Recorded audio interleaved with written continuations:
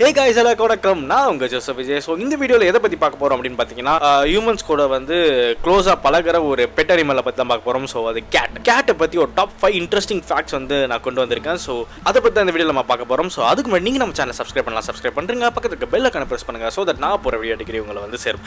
So எதுக்கு delay பண்ணிட்டு வாங்க வீடியோக்குள்ளே போகலாம்.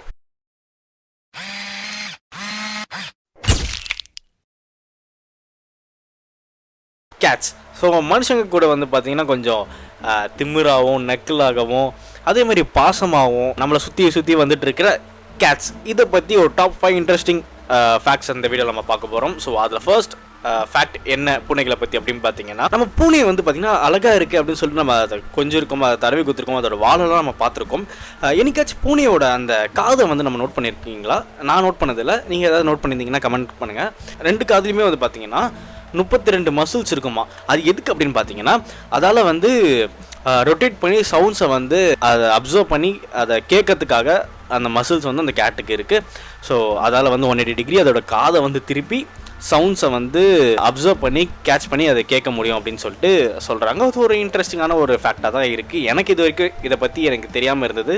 ஸோ உங்களுக்கு எப்படி அப்படின்றத கீழே கமெண்ட் பண்ணுங்கள். ஸோ 2வது இன்ட்ரெஸ்டிங் ஃபேக்ட் கேட்டை பற்றி என்ன அப்படின்னு பார்த்தீங்கன்னா, நம்மலாம் வந்து ஒரு 8 மணி நேரம் இல்லை ஒரு 6 மணி நேரம் இல்லை ஒரு 4 மணி நேரம் நிம்மதியாக தூங்கினா போதும் அப்படின்னு சொல்லிட்டு நம்ம வந்து எதிர்பார்த்துட்ருக்கோம். தூங்கினா போதும் நம்ம வந்து அவ்வளோ ஏங்குறோம். ஆனால் கேட்டுங்க வந்து பார்த்திங்கன்னா அதோட லைஃப் டைமில் 70% வந்து தூக்கத்திலே வந்து பார்த்திங்கன்னா ஒதுக்கிடுது அப்படின்னு சொல்லி சொல்கிறாங்க. ஸோ 70% அதோட லைஃப் டைமில் அப்படின்னு பார்த்திங்கன்னா ஒரு நாளைக்கு வந்து 12 hours to 16 hours வந்து பார்த்திங்கன்னா தூக்கத்திலே வந்து அதோட லைஃப் வந்து செலவு பண்ணுது அப்படின்னு சொல்லிட்டு சொல்கிறாங்க. கொடுத்து வச்சதுங்க பூனைங்க.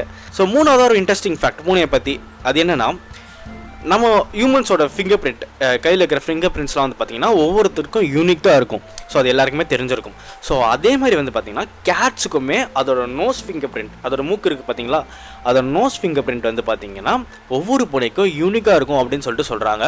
ஒரு பூனைக்கு ஒரு ஃபிங்கர் பிரிண்ட்ஸ்னால் அது இன்னொரு பூனைக்கு அந்த ஃபிங்கர் பிரிண்ட் கண்டிப்பாக இருக்காது அப்படின்னு சொல்லிட்டு சொல்கிறாங்க. ஸோ இது ஒரு இன்ட்ரெஸ்டிங்கான ஒரு ஃபேக்டாக தான் எனக்கு வந்து ஃபீல் ஆகுது. ஸோ 4வதான இன்ட்ரெஸ்டிங் ஃபேக்ட் பூனையை பற்றி, அது என்ன அப்படின்னு பார்த்தீங்கன்னா, பூனைங்க வந்து ஒரு ஸ்பெஷல் அப்படின்னு சொல்லிட்டு சொல்லலாம்.